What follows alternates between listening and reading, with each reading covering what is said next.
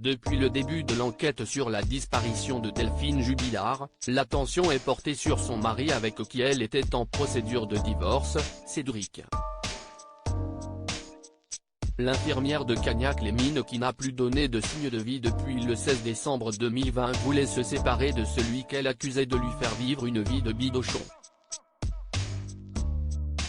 Elle prévoyait également de s'installer avec son nouvel amoureux, rencontré via un site de rencontre l'été précédant sa disparition.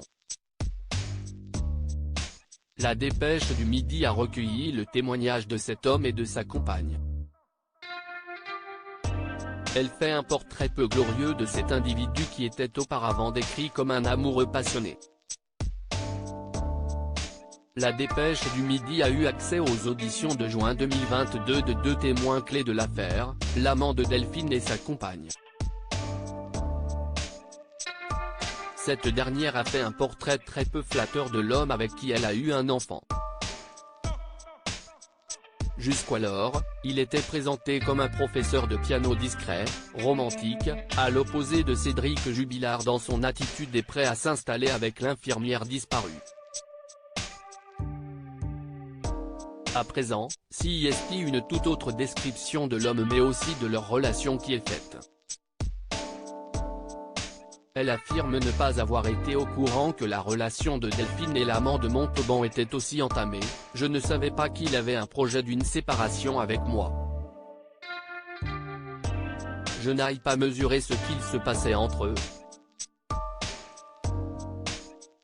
CIST quand Delphine a disparu que j'ai compris. Ce qui tranche avec le SMS qu'elle avait envoyé à Delphine le 15 décembre, date à laquelle elle a été vue pour la dernière fois vivante. Dans son message, elle avait demandé à sa rivale d'attendre la fin des fêtes de Noël pour entamer officiellement sa nouvelle vie avec son compagnon. Du père de son enfant, elle dira aujourd'hui, « Les gens n'ont pas idée comment il est vraiment. Si je grossissais, il pouvait me quitter, si je ne tenais pas bien la maison, il n'aurait pas voulu d'enfant avec moi. » D'après ses propos, il cumulerait les conquêtes, il a du mal à se stabiliser, et il veut toujours mieux, toujours plus. Il a des quantités de meufs. Vous allez trouver qu'il est super sympa mais CIST un pervers narcissique. Il rabaisse les autres.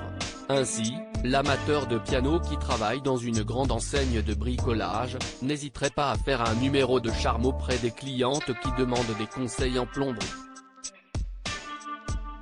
Quid de la soirée durant laquelle Delphine a disparu, celle du 15 au 16 décembre 2020 ?